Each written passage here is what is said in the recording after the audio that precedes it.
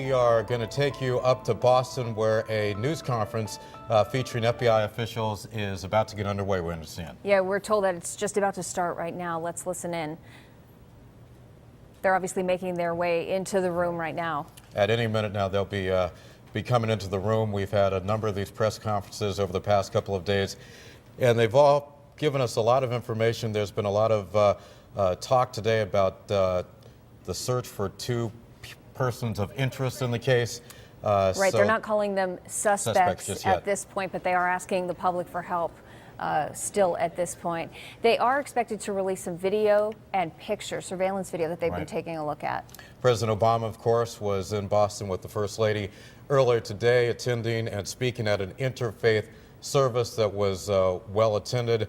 The president saying, among other things, that Boston is a tough town and it will be back, that there will be another marathon and more people than ever before will take part in it. Investigators relying on the public's help. They're asking people to send in photos, video, if they have any information. And here they come right now. Let's listen in.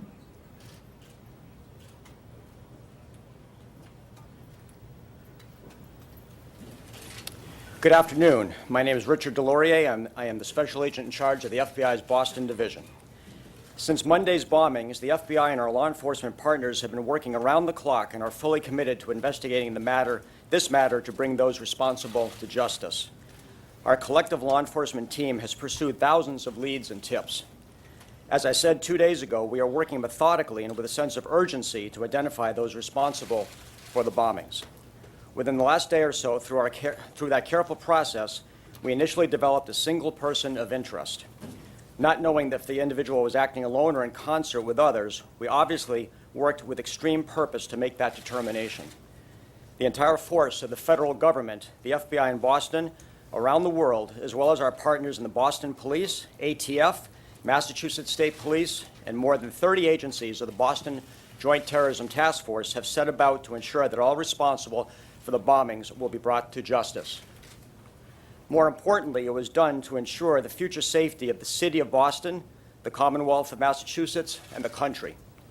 Indeed, through that process, the FBI developed a second suspect. Today, we are enlisting the public's help to identify the two suspects. After a very detailed analysis of photo, video, and other evidence, we are releasing photos of these two suspects. They are identified as Suspect 1 and Suspect 2. They appear to be associated. Suspect 1 is wearing a dark hat. Suspect 2 is wearing a white hat. Suspect 2 set down a backpack at the site of the second explosion just in front of the Forum restaurant. We strongly encourage those who were at the Forum restaurant who have not contacted us yet to do so. As you can see from one of the images, suspects 1 and 2 appear to be walking together through the marathon crowd on Boylston Street in the direction of the finish line. That image was captured as they walked on Boylston in the vicinity of the intersection with Gloucester Street. As you can see, the quality of the photos is quite good, but we will continue to work on developing additional images to improve their identification value. Further, on FBI.gov, we have photos of the suspects. The photos and videos are posted for the public and media to use, review, and publicize. For clarity, these images should be the only ones, and I emphasize the only ones, that the public should view to assist us. Other photos should not be deemed credible and they unnecessarily divert the public's attention in the wrong direction and create undue work for vital law enforcement resources. For more than 100 years, the FBI has relied upon the public to be its eyes and ears. With the media's help, in an instant, these images will be delivered directly into the hands of millions around the world. We know the public will play a critical role in identifying and locating these individuals. Somebody out there knows these individuals as friends, neighbors, co-workers, or family members of the suspects.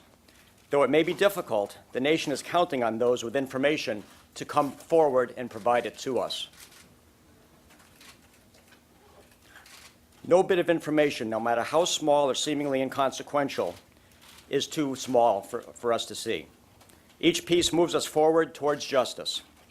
It is extremely important to contact us with any information regarding the identities of Suspect 1, Suspect 2, and their location. We consider them to be armed and extremely dangerous. No one should approach them. No one should attempt to apprehend them except law enforcement.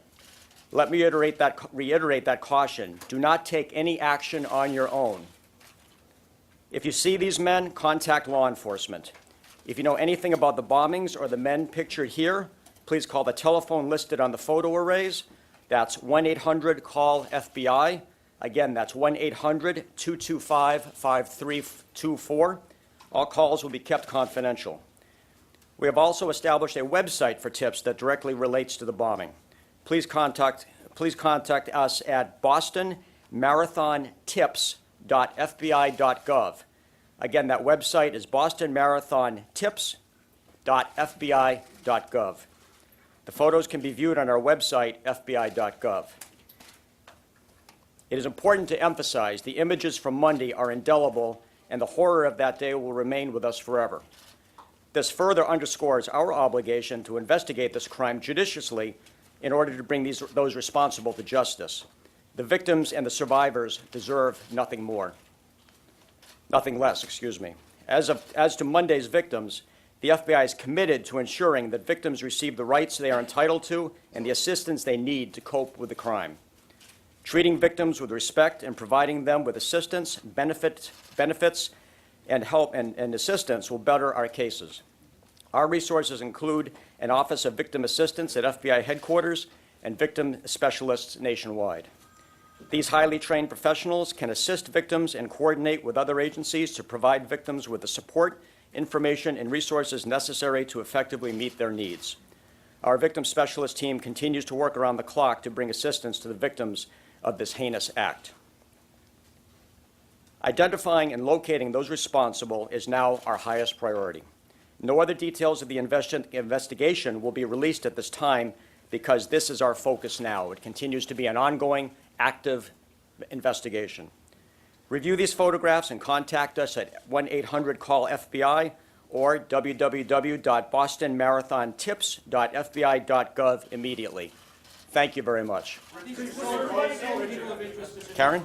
All right, we've been listening live. The FBI now looking for the public help in identifying two people who they are now identifying as suspects. They were both seen walking, one with a white hat on, the other a black hat. Both men were carrying backpacks. And they said these two men, they believe, are connected, as they do have photos of them walking together at some point. They have posted these photos on the website fbi.gov. They are asking for the public's help at this point. They say these two men are considered extremely dangerous, armed and extremely dangerous.